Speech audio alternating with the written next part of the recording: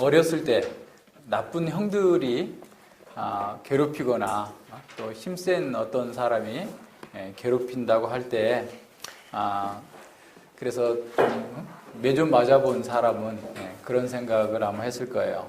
나에게도 태권도 5단짜리 형이 있었다면 그 형에게 일러서 저 녀석을 그냥 좀 혼내줬으면 좋겠는데 그 형이 나를 괴롭히는 그 나쁜 녀석의 목덜미를 확 잡고 너 다시 내 동생을 괴롭히면 주주라라 이렇게 해줬다면 이게 얼마나 좋을까 라고 하는 그런 마음, 그런 생각을 한 번쯤 해봤을 거예요. 애매하게 고난을 당하고 괴롭힘을 당하는 사람들은 참 어디다 기댈 데가 없어서 억울하고 참 이렇게 힘든 그런 시간들을 보내면서 나에게도 이런 권력자가 있었으면 나의 원한을 풀어줄 수 있는 힘 있는 누가 있었다면, 친척이 있었다면 좋았을 텐데 라는 그런 생각을 해봤을 겁니다. 약자들에게 부당한 요구를 하고 그들의 생존을 위협하는 그런 악인들을 심판해야 된다라고 하는 사실을 모든 사람들이 동의하는 보편적인 그런 가치일 겁니다. 그래서 만화에 늘 그런 거 나오잖아요. 슈퍼맨, 또 뭐 스파이더맨, 뭐 무슨 맨 하면 다 이렇게 불의한 자들, 악당들을 이렇게 물리치고 그 억울한 사람들을 구출해내는 뭐 이런 방식의 것들이 많이 있죠. 사람들은 다 그런 걸 좋아하는 겁니다. 정치에서도 그런 현상은 아주 두드러지게 나타나죠. 그래서 자신의 이익을 대변해 줄 사람, 자신의 이익을 보호해 줄 사람들을 이 세상에 또 지도자가 되고 권력자가 됐으면 좋겠다라고 하는 것이 보편적인 사람들의 갈망입니다. 요즘 미국에서 뜨고 있는 두 대선 후보가 있죠. 한 사람은 샌더스 민주당 후보이고 또 한 사람은 공화당의 트럼프라고 하는 사람인데 그 두 사람은 너무나 추구하는 가치가 극의 극이죠. 그러니까 뭐 이게 어떻게 보면 이 처음에 이 사람들이 출발할 때는 아무도 그들이 이 유력한 대선 후보가 될 거다라는 것을 아무도 생각하지 못했어요. 워낙 극단적이니까. 그런데 트럼프가 공화당에서 지금 1위를 하고 있고, 그리고 지금 샌더스가 민주당에서 1위를 하고 있단 말이에요. 거의 유력한 주자가 될 것 같아요. 이렇게 다른 사람인데도 불구하고 그 두 사람에게서는 저는 공통점을 발견하게 됩니다. 그건 뭐냐면, 샌더스는 어떻게 보면 신자유주의자들에게 의해서 희생당하고 있는 수많은 어떤 약자들의 편에 있어서 태권도 5단짜리 형인 거예요.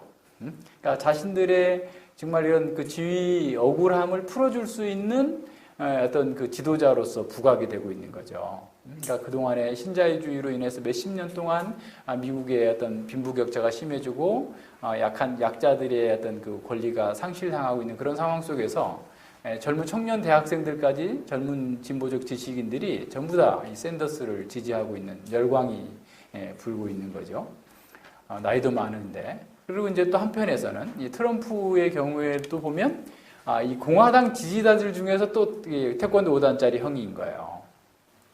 왜냐니까 이 진보주의자들로 인해서 미국의 어떤 그 지도력이 점점점 이렇게 쇠퇴해지고 미국에서 가지고 있었던 전통적인 기독교적 가치 이런 것들이 무너져 내린다. 동성결혼도 합법화되고 뭐 등등의 수많은 그런 이민자들로 인해서 또 이렇게 그 어떤 뭐가 빼앗긴다. 이렇게 생각을 하니까 이 보수당인 이 공화당의 지지자들은 이 트럼프를 또한 자신들에게 태권도 5단짜리 형처럼 여긴 거죠. 말도 막 일부러 자극적으로 강하게 하고 이럼에도 불구하고 사람들이 열광하고 있는 것이죠.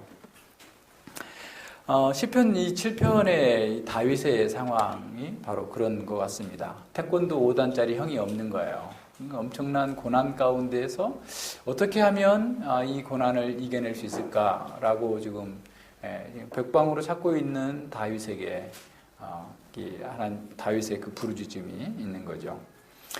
그 시편 7편의 표제에 보면 다윗의 시가온 베냐민인 굿시의 말에 대하여 여호와께 한 노래라는 표제가 붙어 있습니다. 자, 시가온이라는 말이 뭔가라고 했을 때 잘 몰라요. 그러니까 학자들 가운데에서는 어떤 하나의 시의 형식이거나 외가의 형식일 거다라고 얘기하긴 하지만 정확한 내용은 잘 나타나지 않습니다. 그리고 베냐민인 구시의 말에 대하여서 여호와께 한 노래라고 할 때 베냐민 사람 구시가 누구인지는 또 이렇게 성경상에는 드러나지 않고 있습니다. 그래서 이것이 다윗의 생애 가운데 어느 때 어떤 상황에서 지어진 시인지는 정확하게 알 수는 없어요.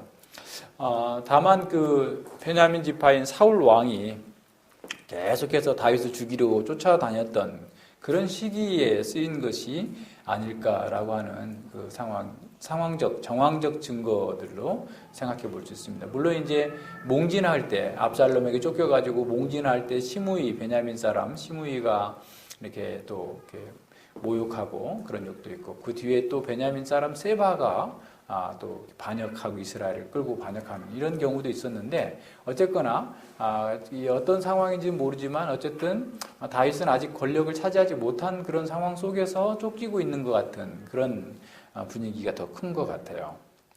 그래서 분명한 것은 수많은 구시와 같은 사람들, 베냐민 사람 구시와 같은 사람들이 다윗에 대한 사울의 어떤 편집적인 어떤 두려움에 자꾸 부추겨가지고 다윗을 죽여야 된다라고 하는 것을 자꾸 고소했던 그런 상황에서 아마 이 시를 기록하지 않았을까 싶은 거죠. 그래서 다윗에게는 자신을 대적하는 이 사울과의 사람들을 제압해 줄 수 있는 태권도 5단짜리 형이 없었기 때문에 오히려 하나님께서 개입해서 판결해 주실 것을 호소하고 있는 그런 시입니다.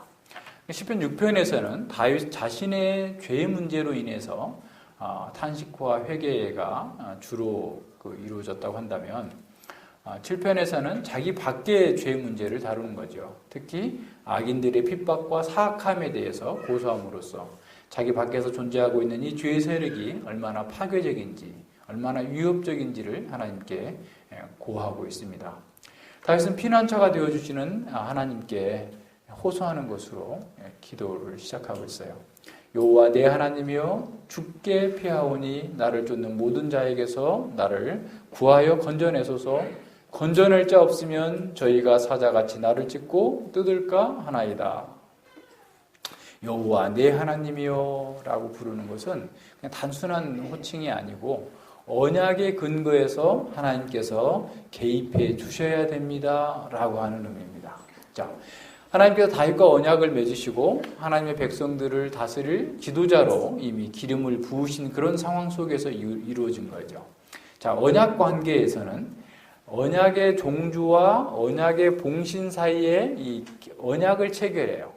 그래서 봉신은 언약의 주에게 어떤 그 봉사와 충성의 서약을 하고 또 그렇게 섬기는 거고, 봉주는 이 봉신을, 그러니까 종주는 봉신을 보호해주는, 그래서 그의 안전을 지켜주는 그런 그 의무를 항하겠다라고 하는 그런 어떤 언약적 체결이 있었던 것이죠. 그래서 다윗은 지금 자신이 이렇게 어려움을 겪고 있는 그런 상황 속에서 언약의 주에 대해서 정말 내가 충성을 다했고 그렇기 때문에 언약의 종주 되신 하나님께서는 저를 보호해 주셔야 됩니다 라고 하는 호소로 나아가고 있는 겁니다. 그래서 여호와 내 하나님이여 라고 부르는 것은 언약의 하나님, 나를 보호하시고 나를 지키시겠다고 언약하셨던 그 하나님께서 지금 이 현 상황을 보시고 개입해 주시옵소서라고 하는 간구인 거죠. 언약의 종주가 지금 봉신이 어려움을 겪고 있고 생명의 위협을 당하고 있는 그런 상황 속에서 구원해달라고 요청하는 것은 너무나 당연한 것이죠. 그래서 여호와 내 하나님이여 주께 피하오니 나를 쫓는 모든 자에게서 나를 구하여 건져내소서라고 말씀합니다. 자, 다윗은 자신의 힘으로는 대적들의 공격을 막아낼 수 있는 힘이 없음을 고백하고 오직 하나님께만 피하겠다라고 얘기합니다. 시편 2편 12절에서 여호와를 의지하는 자, 여호와께 피하는 자는 다 복이 있다. 자기가 죄를 지었음에도 여호와께 회개하고 피하면 복이 있을 거다라고 말했고, 5편 11절에서도 오직 주께 피하는 자는 다 기뻐하며 주의 보호로 인하여 영영이 기뻐 외치며 주의 이름을 사랑하는 자들은 주를 즐거워하리이다 라고 얘기했던 거죠. 그러니까 시편 2편과 5편에서 죽게 피하는 믿음은 결국 자신의 불의와 죄에도 불구하고 회개하고 하나님께 나아가면 하나님께서 그를 보호해 주시겠다, 긍휼히 여기시겠다라고 하는 그런 믿음의 고백이었다고 한다면, 7편 1절에서는 죽게 피하는 그 믿음은 외부의 대적과 유혹으로부터 피하여 하나님께 숨고자 하는 그러한 믿음인 것이죠. 그러니까 언약 백성으로서 도저히 자신으로서는 감당할 수 없는 대적의 위협 앞에서 언약의 종주이신 하나님께서 지금 개입해 주셔서 보호해 주시옵소서라고 요청하고 있는 겁니다. 그래서 다윗은 이 모든 기도의 시작과 끝에서 언약의 하나님 여호와께서 그 언약적 의무를 수행해 주셔서 저를 보호해 주시옵소서라고 기도하고 있는 겁니다. 2절에 보면 다윗을 쫓는 자들이 너무나 많아서 또 다윗을 압도할 수 있는 엄청난 군대의 그 능력을 앞에서 정말 절박한 그런 상황에 처해 있음을 보여주고 있어요. 건져낼 자 없으면 저희가 사자같이 나를 찢고 뜯을까 하나이다. 하나님께서 개입하시지 않는다면 자신은 사자같이 달려드는 자들을 견뎌낼 수 없다라고 하나님께 호소하고 있는 거죠. 사자는 빠른 팔로 사냥감을 낚아채가지고 날카로운 이로 그냥 물어뜯어서 먹는 것처럼 그런 상황인 거죠. 다윗은 마치 사자에게 쫓기는 그런 상황처럼 아주 긴급한 그런 상황입니다.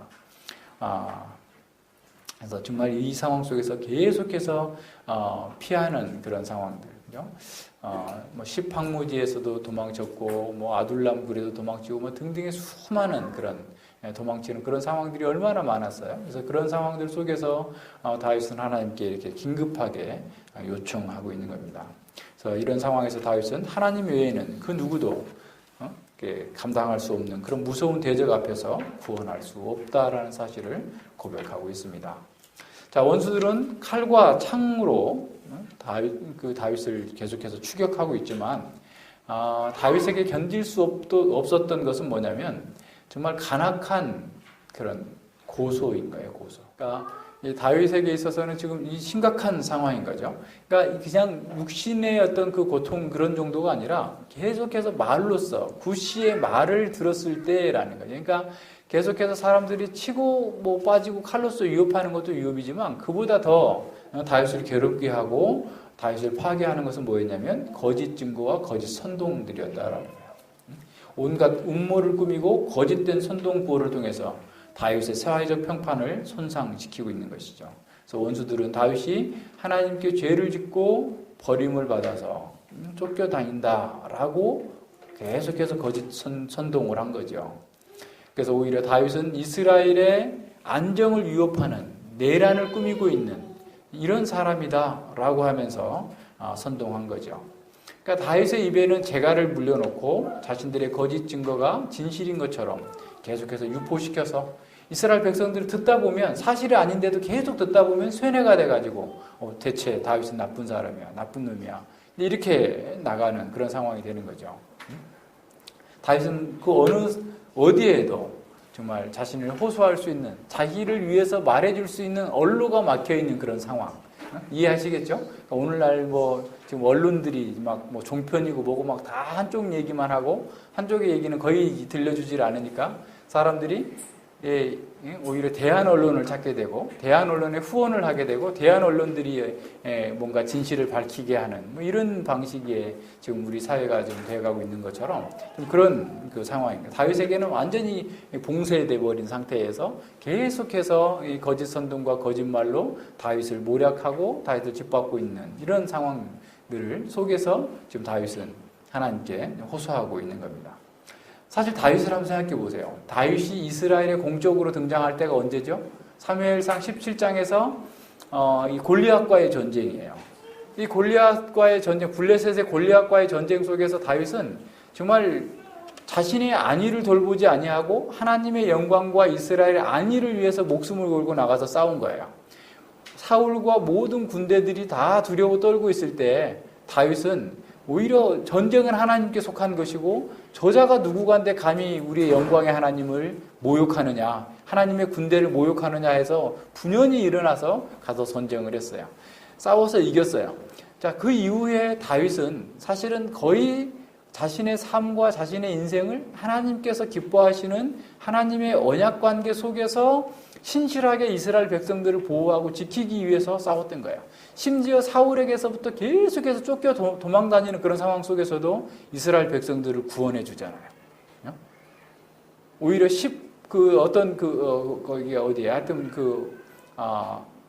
사람들이 자신을 이렇게 죽이고자 하는 그런 상황 속에서도 그들을 구원하고 보호해주는 이런 상황으로 다윗은 계속해서 정말 이렇게 언약적 의무에 충실했던 그런 사람이었는데, 다윗을 계속해서 공격하는 사람들은 다윗은 지금 사악하게 사울을 모반하고 사악하게 자기 이익을 위해서 백성들을 갖다가 짓밟고 약탈하는 사람이다 라고 하는 온갖 누명들을 씌우고 다윗은 어떻게 보면 변명할 기회도 주지 않는 이런 상황 속에서 계속해서 싸워야 되는 이런 상황 속에서 지금 다윗은 하나님께 기도하고 있는 겁니다. 다윗은 자신의 안위나 자신의 영광이 아니라 하나님의 영광과 이스라엘의 안전을 싸웠지만 계속해서 거짓된 중상 모략으로 인해서 마치 자신이 그런 사람인 것처럼 사람들에게 비춰주고 있는 거죠. 자, 그래서 다윗을 생명을 구하는 하나님의 초자연적인 개입도 중요하지만 더 중요한 것은 어떤 거예요? 그럼 자기 생명은 살 수 있겠죠. 그렇지만 지금 다윗이 요구하는 건 뭐냐면 하나님 앞에서 자신의 무죄함과 진실이 밝혀지는 것을 원하는 거예요. 그러니까 자신의 생명을 구했다 할지라도 이스라엘에게 계속해서 반역자고 악인이고 추악한 자라는 사실로 낙인 찍혀 있다면 자신은 아무 일도 할 수 없는 거죠. 사실 죽은 거나 마찬가지인 거예요. 그래서 하나님께서 정말 나타나셔서 지금 이 사람들 속에서 자기가 겪고 있는 이런 누명과 모함 속에서 자신을 구원해 주시기를 간구하고 있는 겁니다. 이 시편 7편은 키아즘 구조로 되어 있어요. A, B, C, 그 다음에 B-, C-, C, B-, A- 이렇게 키아즘 구조로 되어 있는데, 이번에는 문맥을 순서대로 따르지 않고 제가 모았어요. 그러니까 3절과 5절은 하나님께서 보응해 주시기를 바라는 거고 14절과 16절도 하나님께서 보응해 주시기를 바라는 거예요. 이게 키아즘 구조가 돼 있어서 그렇게 제가 구조를 잡았어요. 설교 구조는. 그래서 이제 3절, 5절 보고 14, 16절을 보고 그 다음에 이제 이 하나님께서 공의롭게 재판해 주시기를 바라는 요청하는 곳이 6절과 8절 상반절이고, 그리고 또 악인들에게 재판을 해 주실 것을 요청하는 것이 10절과 13절이에요. 주보에 나와 있죠. 그 다음에 선한 양심의 기도, 사실은 8절 하반절과 9절이 거기에 중심에 들어가 있고 마지막에 그것을 의인으로서 인정받고 난 뒤에 자신의 하나님을 찬양하고 있는 그런 내용들로 구성이 되어 있습니다. 그래서 이번에는 그렇게 한번 볼 수 있도록 합니다. 그래서 3절과 5절에서 다윗은 자신의 무죄를 이렇게 증거하면서 맹세까지 합니다. 자신에게 대하여서 제기된 모든 고소들 속에 정말 제가 그렇다면 저는 죽어 마땅합니다 라고 하면서 맹세를 하고 있어요. 3절과 5절 봅니다. 자, 여호와 내 하나님이여, 내가 이것을 행하였거나 내 손에 죄악이 있거나 화친한 자를 악으로 갚았거나 내 대적에게 무고히 빼앗았거든 원수로 내 영혼을 쫓아잡아 내 생명을 땅에 짓밟고 내 영광을 진토에 떨어뜨리게 하소서 라고 말씀합니다. 자, 이 맹세는 우리말 번역에는 빠져 있지만 만약이라는 말로 시작되고 있어요. 여호와 내 하나님이여, 만약 내가 이것을 행하였거나 라는 말. 만약 내가 이걸 행하였거나. 그러니까 자, 자신이 이런 일을 했다면 자기는 반드시 죽어도 싸다, 죽어도 좋다라고 얘기하고 있는 겁니다. 그러니까 지금 대적들이 지금 공격하는 말이 대략 어떤 말인지가 이 3절과 4절에 드러나 있어요. 자, 그러면서 다윗은 다시 여호와 내 하나님이여라고 부르죠. 언약 백성으로서 하나님께 자신은 언약을 배반하는 삶을 살지 않았다라고 하는 거예요. 그러니까 피할 때에도 하나님께 피할 때도 여호와 내 하나님이여라고 했고, 자신의 무죄를 증명하면서도 언약 백성으로서 자신은 무죄하다라는 것을 말해주고 있는데, 자, 이것을 행하였거나라고 할 때 이것은 이제 전체를 얘기하고 있는 거죠. 그러니까 그 대적들이 자신에 대한 고소를 전체를 얘기할 때 그렇게 했다면 자신은 만약에 하나라도 범했다면 자신은 죽어 마땅한 자이기 때문에 죽는 것을 두려워하지 않겠습니다 라고 얘기하는 거예요. 자, 두 번째는 뭐냐면 내 손에 죄악이 있다면, 즉 대적들이 말하는 대로 다윗이 자신의 능력과 자신의 어떤 그 은사를 죄 짓는 데 사용하고 하나님의 영광을 회방하고 이스라엘 백성의 안전에 위해를 가하는 것이 있었다고 한다면 자신은 죽어도 좋다라고 하는 거예요. 자신의 생명과 영광은 사라져버려도 상관없습니다. 세 번째, 화친한 자에게 악으로 갚았거나 갚았다면, 이 언약을 맺은 사람을 악으로 갚았다고 한다면, 자신과 언약 관계 속에 있는 사람에게 언약을 배반했다고 한다면 자신은 그 대적들의 고소대로 죽어도 좋습니다. 라고 지금 얘기하는 거예요. 우리가 그 창세기 15장에서 봤던 것처럼 아브라함이 짐승을 쪼개는 것처럼 언약을 배반한 사람은 쪼개버리게 둔다. 지금 그 말이에요. 내가 이 화친한 자, 나와 언약을 맺은 자와 자에게 언약을 배반해서 그를 유의하는 행동을 했다면 저는 쪼개줘도 마땅한 자입니다. 그래 죽어도 됩니다. 라고 얘기하는 거죠. 그래서 이스라엘 백성들에게는 언약을 맺은 친구를 배반하는 것보다 더 큰 죄는 없다라고 여길 정도로 큰 죄였죠. 네 번째는 대적에게 무고히 빼앗았다면, 그러니까 대적들이 다윗이 우리 걸 훔쳐갔어, 뭐 어쨌어, 특별히 나발 같은 인간이 그를 보호해주고 그들의 그 양치는 것을 다 이렇게 보호해줬음에도 불구하고 다윗에 대해서 온갖 악담을 퍼부었다 할지라도 다윗이 그때 죽이지 않았었죠. 아비가일의 지혜로. 자, 이런 상태예요. 그래서 한 번도 그런 적이 없다라는 거예요. 그러니까 대적의 재산을 아무 연고 없이 자신의 이익을 위해서 강탈한 행동을 했다면 자신은 죽어도 좋습니다. 라고 선언하고 있는 겁니다. 다윗은 자신의 구원을 간구하면서도 하나님께 호소했지만 자신의 무죄를 입증하기 위해서도 이 언약의 법을 호소하고 있는 거예요. 그러니까 이 고대 히타이트의 그런 종주권 언약에서는 이런 내용들이 첨부가 돼요. 너의 친구는 나의 친구가 되고 너의 적은 나의 적이다. 무슨 말인지 아시겠죠? 그러니까 완전히 동일시하는 거죠. 그렇다면 보세요. 하나님께서도 나는 지금 하나님의 친구이고 하나님의 뜻을 따라 행한 사람입니다. 그렇기 때문에 지금 나를 치는 자는 하나님의 적이 되는 거예요. 그죠? 그러니까 하나님이요, 저는 무죄합니다. 하나님께 그 언약에 충실했던 것처럼 내가 사람들에게도, 이웃들에게도, 백성들에게도 언약에 충실한 삶을 살았습니다. 그렇기 때문에 지금 저들이 고소하는 것이 하나라도 사실이라면 저는 죽어도 마땅하지만 저는 그런 적이 없습니다. 라고 얘기하는 거죠. 언약에 따라서 친구를 배반한 적이 없다라고 선언하고 있는 겁니다. 그래서 만약에 그랬다면, 한 가지라도 있었다면 원수로 나의 영혼을 쫓아잡아 내 생명을 땅에 짓밟고 내 영광을 진토에 떨어뜨리게 하소서. 원수가 자신의 영혼을 쫓아 생명을 죽이고 자신의 모든 존재의 기초인 영광마저 다 없애버린다 할지라도 좋다라고 맹세하고 있는 겁니다. 하지만 자신의 무죄가 확실하기 때문에, 분명하기 때문에 하나님께 지금 구해 주시기를 간구하고 있는 겁니다. 이 생명은 육신의 생명을 의미한다고 한다면 이 영광은 하나님 그 자신의 명예일 뿐만 아니라 하나님을 찬양하고 하나님을 예배할 수 있는 그런 능력을 얘기하고 있는 거죠. 만약 그에게 죄가 있다면 하나님을 예배하고 하나님을 찬양할 수 있는 능력, 그리고 그 생명마저도 다 사라져도 좋다라는 겁니다. 다윗은 자신이 범죄했다면 자신을 구원해달라라고 하는 그 기도는 허공에서 흩어져 버리고 결코 하나님께 상달되지 못할 것을 잘 알고 있었습니다. 그래서 엄숙한 맹세와 함께 자신에게 고소된, 제기된 모든 고소에 대해서 엄정하게 공의로 판결해 주실 것을 요청합니다. 따라서 다윗은 자신의 고난과 고통을 해결하는 것에서 머물지 않고 자신의 누명을 벗겨주시기를, 그래서 재판을 요청하고 있는 겁니다. 자, 그것을 보기 전에 14절과 16절에서 악인들의 죄에 대한 심판을 한번 보겠습니다. 악인들은 어떤 상태에 있느냐라는 거예요.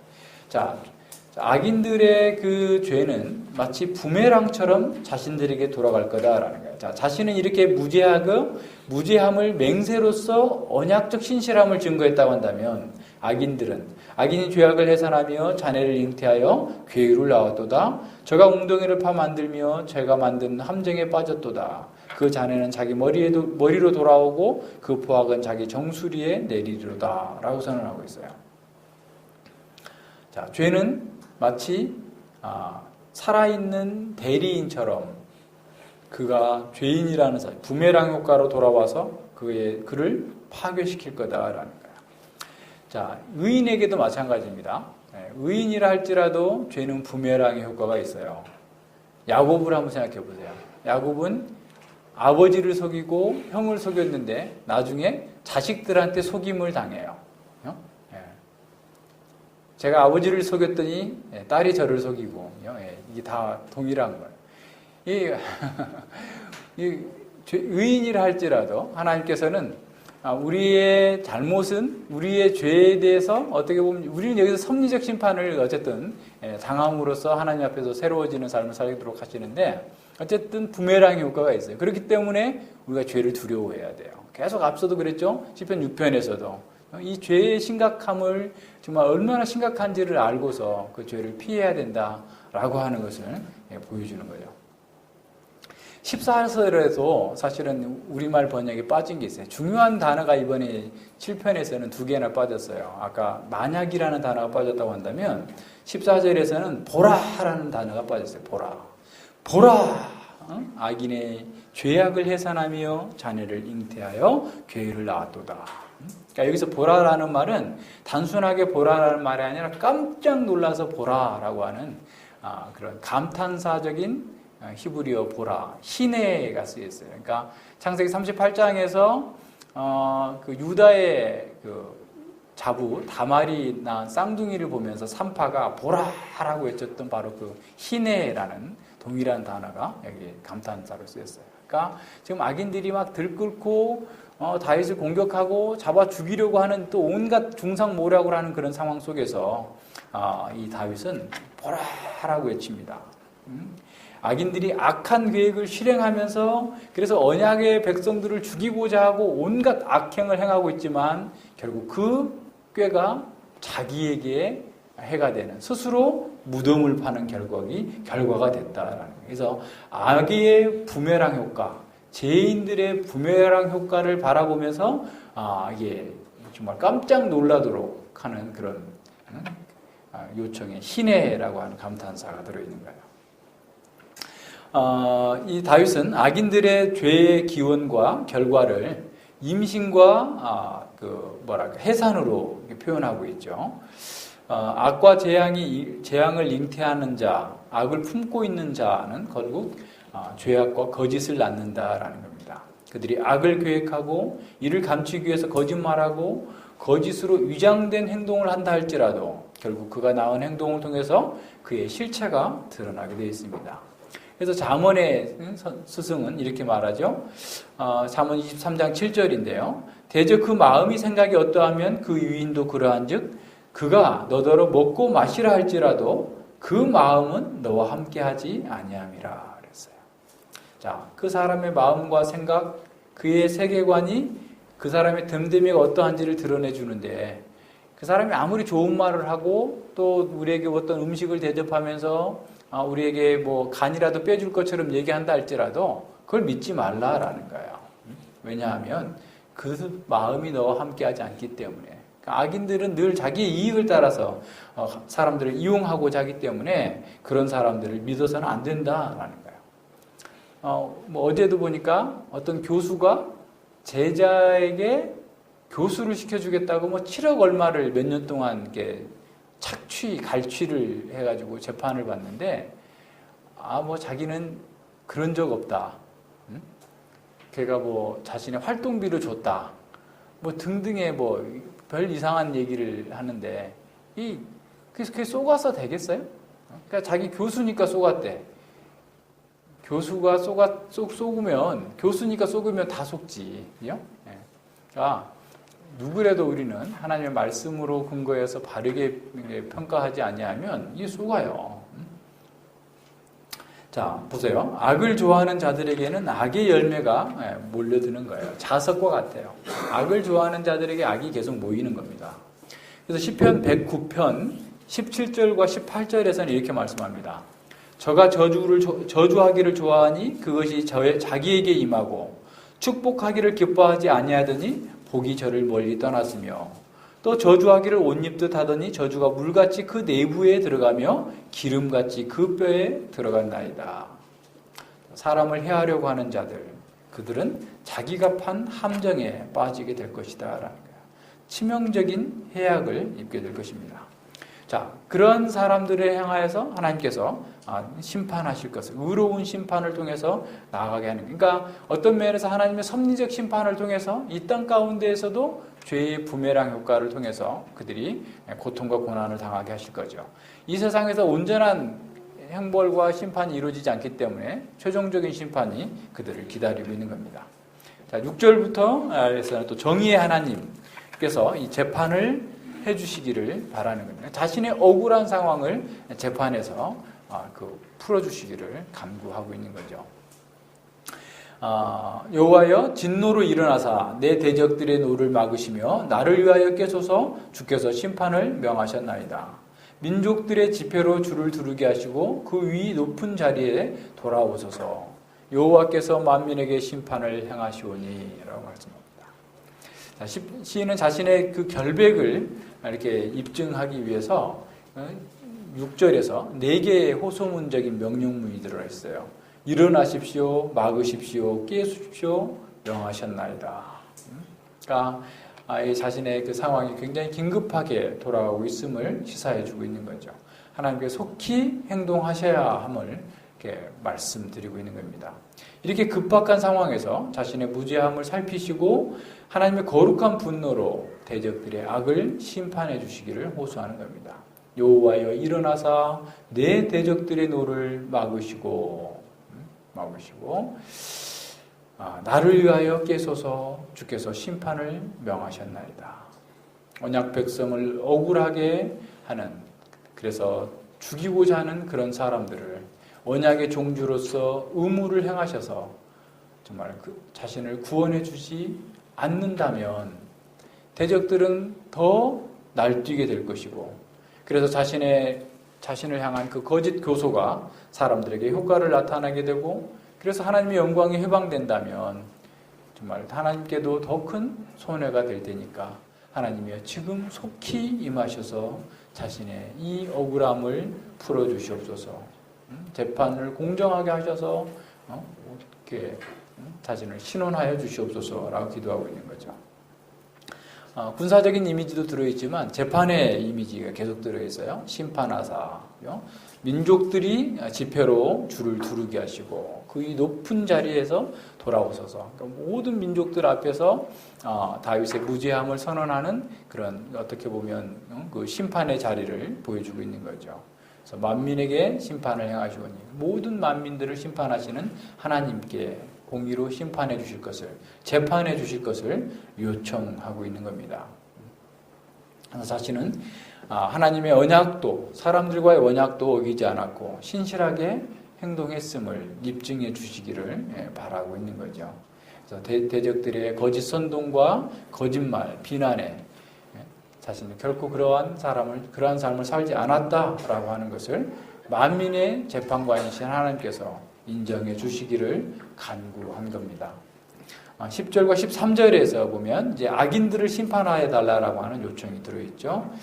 하나님께 공정한 심판을 모든 사람이 받음과 동시에 이 악인들 또한 심판을 받아야 된다는 거예요. 10절에 보면 나의 방패는 마음이 정직한 자를 구원하시는 하나님께 있도다라고 고백하면서 자신의 정당함이 공정한 재판을 통해서 입증될 것을 확신하고 있는 겁니다.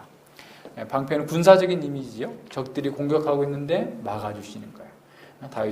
다윗은 정직한 자를 구원하시는 그 하나님께서 자신을 구원의 방패로 쌓아서 보호해 주실 것이다 라고 하는 사실을 믿고 기다리고 있는 겁니다. 11절에서는 하나님은 의로우신 재판장이시며 매일 분노하시는 하나님이시로다 라고 선언합니다. 하나님께서는 의로우신 재판장이시기 때문에 정직한 자를 구원하시지만 악인들에 대해서는 매일 분노하시는 그런 하나님이시다. 정의의 하나님이시다라는 거예요. 그러니까 우리가 어떻게 보면 불의에 대해서 분노하는 것은 사실 하나님의 어떤 이 하나님 형상으로서의 하는 부분인 거예요. 하나님께서는 죄에 대해서 매일 분노하시는데 매일 분노하시는 그 하나님 앞에서 정말 그들이 회개하지 않는다면 그들은 심판받을 수밖에 없다라는 사실을 보여줍니다. 그래서 12절에서 하나님이 사람이 회개치 아니하면 저가 칼을 가르시며 그 화를 이미 당기어 예비하셨도다. 죽일 기계를 예비하시며 그 만든 살은 화전이로다. 회개치 아니하면 지금 회개할 기회가 있어요. 아직도 다윗은 대적들에게 또 얘기하는 겁니다. 아직도 너희가 지금까지는 나에 대해서 온갖 악담을 하면서 잘못을 행했지만 지금부터라도 회개하고 돌이키면 살 길이 있다. 만약에 안 그러면 하나님께서 이미 칼을 다 갈아놓고 준비해 놓고 계시고 불과 살을 좀 당겨 놓고 있어. 놓기만 하면 이제 박히는 그런 긴급한 상황이니까 빨리 회개하라라는 거예요. 죽일 기계를 예비하셨다라는 거예요.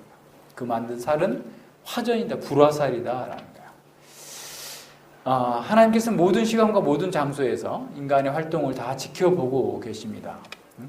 회개치 않는 사람들을 향해서 칼을 가지고 계시고 화살을 당겨서 조준하고 계시다라는 거예요. 그래서 매일 분노하시면서 심판을 준비하고 계시는 이 하나님을 알도록 부름을 주는 거죠. 사실 하나님께서 이렇게 최종적인 심판이 집행되기 전에도 14절과 16절에서 보여주었던 것처럼 섭리적 심판으로 스스로 판 웅덩이에 빠지게 하고 스스로 만든 그물에 걸리게 함으로써 오히려 그들을 심판하고 계시지만 마지막 날에 온전한 심판을 이루실 거다라는 거예요. 따라서 지금이라도 악인들은 기회 있을 때 회개하고 돌이키라라는 겁니다. 하나님의 최종적인 심판이 집행되기 전에 돌이키라. 그리고 8절 하반절부터 9절에서는 자신의 이 깨끗한 양심, 선한 양심에서 하나님께 기도합니다. 여호와의 나의 의와 내게 있는 성실함을 따라 나를 판단하소서. 악인의 악을 끊고 의인을 세우소서. 의로우신 하나님이 사람의 심장을 감찰하시나이다. 자, 만민을 심판하시는 하나님께서 이제 자신의 의와 성실함을 따라서 재판해 주시기를 간구하는 거죠. 여기서 다윗이 말하는 것은 자신이 결코 죄가 없다거나 무죄하다, 절대적인 의미에서 무죄하다거나 성실함을 주장하는 게 아니에요. 오히려 거짓된 자들, 자신에 대해서 거짓된 고소를 하고 있는 그 사람들에 대하여서 무죄를 증거하는 거죠. 언약적 무죄를 주장하는 거예요. 그래서 악인들의 고소나 비방에 대하여서 자신은 언제나 언약에 신실하게 행동했고 의를 따라서 행했고 성실함으로 행했다라는 것을 이렇게 호소합니다. 하나님의 공의로운 재판을 통해서 악인들이 더 이상 소동하지 못하게 하시고 언약에 충성하는 의인들을 구원해 주시고 세워 주시기를 간구하고 있는 거죠. 자, 하나님께 이렇게 기도하는 것은 하나님께서 모든 사람들의 마음을 감찰하시기 때문이다라는 거야. 하나님 앞에서 어떤 것도 숨길 수 없다라는 사실을 그는 너무나 잘 알고 있었어요. 그렇기 때문에 하나님께서는 자신의 의와 자신의 성실함을 아시죠. 그러니까 하나님께서 공의로 심판해 주시옵소서라고 간구할 수 있는 거죠. 시편 139편에서 시인은 이렇게 말합니다. 여호와여, 주께서 나를 감찰하시고 아셨나이다. 주께서 나의 앉고 일어섬을 아시며 멀리서도 나의 생각을 통촉하시오며 나의 길과 눕는 것을 감찰하시며 나의 모든 행위를 익히 아시오니 여호와여, 내 혀의 말을 알지 못하시는 것이 하나도 없으시니이다. 모든 것, 혀 속에 있는 것까지 다 아신다라는 거예요. 12절에 보면 주께서는 흑암이 숨기지 못하며 밤이 낮과 같이 비추나니 주에게는 흑암과 빛이 일반이니이다. 주께서 내 장부를 지으시며 내 아의 모태에서 나를 조직하셨나이다. 하나님께서 모르시는 게 어디? 다 아시는 그 하나님께서 정당하게 판결해 주시기를 간구하고 있는 거죠. 하나님께서 이 모든 것을 알고 계시기 때문에 하나님 앞에 어떤 거짓이나 변명이 통할 수 없다는 것을 다윗은 잘 알고 있었던 거죠.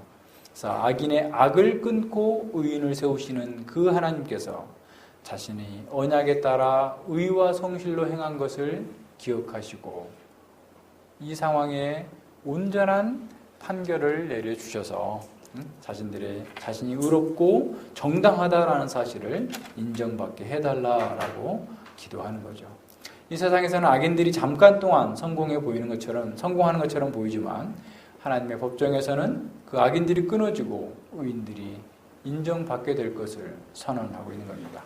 자, 이렇게 이제 이 하나님의 공정한 재판을 통해서 자신이 의롭다고 인정을 받은 것을 확신하고 17절에서 하나님을 찬양하는 거죠. 그래서 하나님의 공정한 재판을 통하여서 자신의 의가 확정됨으로써 하나님을 찬양합니다. 내가 여호와의 의를 따라 감사하며 지극히 높으신 여호와의 이름을 찬양하리로다. 그래서 감사라는 말이 찬양하다라는 의미예요. 하나님께서 하신 일 그대로를 인정해 드린다라는 말이었죠.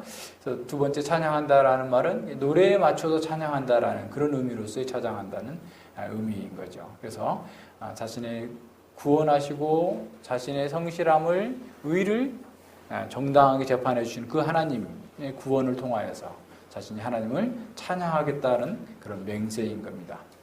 자, 악인들의 악의적인 공격에 짓밟힐 위기에 처해 있는 언약 백성들도 언약에 신실하게 서는 것을 통해서 이렇게 하나님께 담대히 기도할 수 있습니다. 깨끗한 양심에서 부르짖는 기도는 하나님께 들어주셔서 결국 감사와 찬양으로 나아가게 할 겁니다.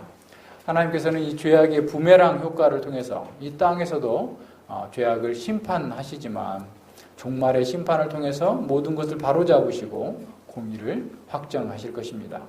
따라서 이 땅에서 언약 백성들은 고난 가운데서도 깨끗한 양심으로 하나님의 언약에 충실한 삶을 살면서 감사와 찬양을 할 수 있도록 늘 기도하며 나아가야 되는 거죠. 그렇지만 다윗의 이 기도는 단순히 개인적으로 당하는 억울함을 호소하는 복수의 탄원으로 그치는 것이 아니었습니다. 그는 땅에 있는 모든 민족과 온 세계에서 하나님의 이름이 거룩히 여김을 받으시고 하나님의 통치가 실현되기를 기도한 겁니다. 다윗은 단지 자신을 괴롭히는 불의와 악한 세력들만을 보고 있었던 것은 아니에요. 그는 하나님의 통치를 거부하는 불의와 악한 세력들을 바라보면서 하나님의 공의로운 개입, 하나님의 통치가 이루어지기를 기도한 것이죠. 하나님께서 만드시고 다스리는 이 땅에서 하나님의 통치를 거부하면서 하나님의 백성들을 압박하고 또 하나님의 백성들을 무너뜨리고자 하는 그 불의한 세력들에 대하여서 심판해 주시기를 탄원한 겁니다. 그래서 하나님 나라가 속히 임하고 온 세상에 대한 하나님의 절대적인 통치와 주권을 회복해 주실 것을 기도하고 있는 거예요. 그러니까 어떻게 보면 다윗의 이 기도는 메시아를 요청하는 그런 기도이죠. 다윗은 자신의 고통과 억울함을 넘어서 하나님의 통치가 온 세계에 임하기를 기도한 것입니다. 그래서 다윗은 악인들의 준동으로 땅에 드러나야 될 하나님의 그 통치가 파괴되고 있는 그 상황을 염려하고 있는 거죠. 특별히 이스라엘 나라 속에서 드러나야 될 하나님의 나라가 지금 무너지고 있고 회복되지 않는 그런 상황 속에서 기도입니다. 그래서 그런 모든 민족과 나라들 속에서 하나님의 통치가 조속히 회복되어질 그때를 바라보면서 기도하고 있는 거죠. 그래서 다윗은 자신의 억울함과 고통을 뛰어넘어서 하나님 나라를 반역하는 모든 불의한 세력들을 심판하심으로써 하나님의 의로운 통치가 이 땅에 온전히 구현되는 것을 열망하고 있었던 거예요. 그래서 그는 하나님의 통치가 모든 민족들의 지폐 위에 다시 높이 드러나기를 간구한 겁니다. 이런 하나님의 나라에 대한 열망이 그의 기도를 통하여서 잘 드러나고 있는 것이죠. 자, 하나님의 백성으로서 우리가 겪는 어떤 불의와 압박에 대해서도 우리는 여호와 내 하나님이여 주께 피하오니 나를 쫓는 모든 자에게서 나를 구하여 건지소서라고 기도할 수 있고 또한 기도해야 됩니다. 하지만 우리 역시 다윗처럼 언약에 충실하고 양심에 꺼리낌이 없어야만 이렇게 기도할 수 있는 것이죠. 여호와여 나의 의와 내게 있는 성실함을 따라 나를 판단하소서라고 말할 수 있을 때 우리는 담대하게 기도할 수 있습니다. 예수님께서 피 흘리시고 죽으신 것은 우리가 이런 선한 양심을 가지고 하나님을 섬길 수 있도록 하나님께 나아갈 수 있도록 만드시기 위함이에요. 히브리서 9장 14절에서 보면 하물며 영원하신 성령으로 말미암아 흠없는 자기를 하나님께 드린 그리스도의 피가 어찌 너희 양심으로 죽은 행실에서 깨끗하게 하고 살아계신 하나님을 섬기게 못하겠느냐. 다시 말해서 우리는 과거에 죽은 양심, 더러워진 양심 속에 있었는데 예수님의 피뿌림으로 말미암아서 우리가 깨끗한 양심, 선한 양심으로 하나님께 살아계신 하나님께 나아가서 하나님을 예배하고 섬기고 기도할 수 있는 사람이 되었다라는 거예요. 우리는 예수님 안에서 새 생명을 받았고 새로운 마음을 받았습니다. 그러나 우리의 마음은 언제든지 새 속에 물들어서 더러워질 수 있어요. 그래서 마음을 지키는 것이 그렇게 중요합니다. 성경은 반복적으로 하나님의 백성들에게 마음을 지키라라고 가르치고 있어요. 우리가 언약 백성으로서의 신앙 양심에 꺼리낌이 없을 때 우리의 기도는 큰 울림과 공명이 되어서 하나님 보좌에 이르게 됩니다. 의인의 간구가 역사하는 힘이 많은 이유는 그의 양심이 깨끗하기 때문에 그래요. 하나님의 이름이 거룩히 여김을 받기를 갈망하면서 하나님의 나라와 하나님의 의를 구하는 선한 양심의 기도는 종말론적인 기도입니다. 다시 말하면 자신의 행복과 자신의 만족을 위한 기도를 넘어서 주께서 속히 이 땅에 다시 오셔서 물이 바다를 덮음같이 여호와를 아는 지식이 온 세상에 충만하게 되기를 소망하는 기도. 다시 말하면 다윗이 하나님의 통치가 온 세상에 임하기를 기도했던 것처럼 우리의 기도 또한 종말론적으로 주께서 다시 오셔서 이 세상에 공의를 회복하시기를, 하나님께서 영광 받으시기를 소망하는 그런 기도인 거죠. 만약 우리가 배운 말씀에 순종하여서 언약 백성답게 살지 않는다면 우리의 양심은 깨끗하지 못한 것입니다. 그래서 잠언에 스승은 이렇게 말씀하시죠. 사람이 귀를 돌이키고 율법을 듣지 아니하면 그의 기도도 가증하니라. 자, 말씀을 듣지 않고 또는 말씀을 들었음에도 말씀을 구현하는 삶이 없는 기도는 주께서 가증히 여기신다라는 거예요. 그래서 기도 또한 우리의 삶에서 완성되어지는 거예요. 그러니까 예배도 마찬가지죠. 열심히 예배는 드리고 예배 의식에는 참여하지만 말씀과 상관없는 삶이 된다면 하나님께서 그것을 가증히 여기시는 거예요. 자, 베드로 사도는 선한 양심을 가지라. 이는 그리스도 안에 있는 너희의 선행을 욕하는 자들로 그 비방하는 일에 부끄러움을 당하게 하려 함이니라 그랬어요. 선한 양심, 깨끗한 양심, 흠없는 순전한 양심. 그리스도 안에서 지정의가 새로워진 그런 마음을 가리키는 거죠. 하나님의 말씀을 따라서 모든 것을 분별할 수 있고, 그리고 그 말씀에 따라서 정서가 발동하고, 그리고 의지가 올곧게 발동하는 그런 깨끗한 양심을 가졌을 때 세상 사람들이 어떤 비방을 한다 할지라도 그들이 결국 부끄러움을 당하게 되는 거예요. 그 죄의 부메랑 효과를 받든지 아니면 그렇지 않다라는 우리의 존재와 우리의 활동이 그들의 비방과 다르다라는 사실을 알므로써 그들이 부끄러움을 당하게 될 것이고, 그러니까 이런 면에서 우리는 선한 양심을 가져야 되는 거죠. 다윗처럼 성도들은 선한 양심을 가지고 온갖 비방 속에서도 자신을 변화하며 기도할 수 있어요. 그러니까 무엇보다도 선한 양심을 갖는 것은 하나님께서 들으시는 기도를 드릴 수 있는 상태가 되는 거죠. 우리가 이렇게 선한 양심으로 기도하며 행할 때 우리를 반대하는 자들에게도 담대하게 복음이 확정되어집니다. 그러니까 우리가 선한 양심이 없다면 회개하면 돼요. 깨끗한 피로 그리스도의 보혈로서 다시 양심을 새롭게 하고 회개하고 돌이켜서 정말 주의 말씀대로 살기를 소망하면서 기도하면 하나님께서 들어주시는 거예요.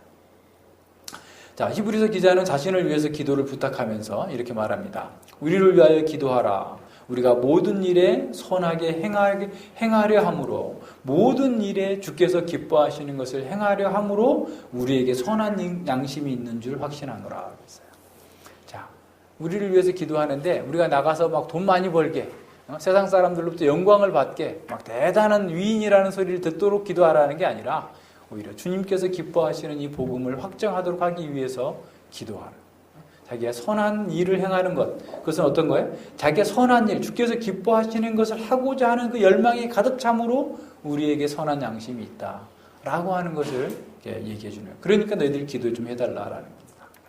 자, 바울 사도는 교회의 목회적 가르침의 목표를 청결한 마음과 선한 양심과 거짓 없는 믿음으로 나는 사랑이다라고 했습니다.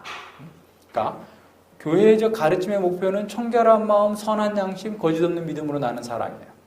집사는 또한 깨끗한 양심의 믿음의 비밀을 가진 자였다라고 여야 된다라고 말씀하고 있어요. 자, 교회에 바로 이런 선한 양심, 깨끗한 양심을 가진 사람들이 모여 있을 때 시대의 양심으로서 큰 힘을 발휘하게 돼 있어요. 교회가 바로 이런 공동체여야 돼요. 그래서 미국의 스탠리 하우어스라는 그 신학자는 이렇게 말합니다. 세상을 변화시키려 하지 말라. 먼저 교회가 변하라. 오늘날 사회가 변하지 않는 것은 교회가 사회 윤리적 책임감이 부족해서가 아니라 교회가 교회다움을 잃어버렸기 때문이다. 곧 교회가 사회 윤리다라는 거예요.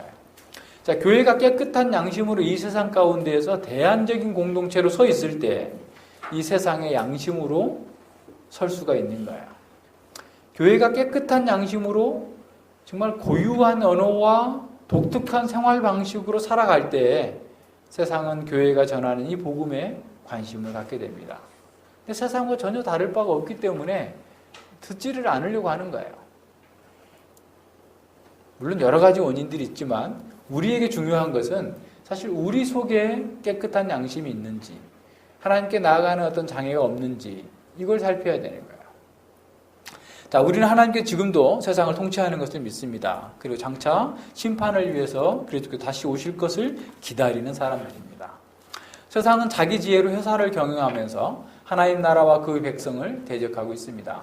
그러나 그들은 결국 자기 파멸적인 길로 나아가고 있음을 알아야 됩니다. 그들은 이 땅에서도 자기가 판 웅덩이에 빠지게 될 것입니다. 그들의 죄악은 부멸하게 되어서 그들을 망하게 할 것이다.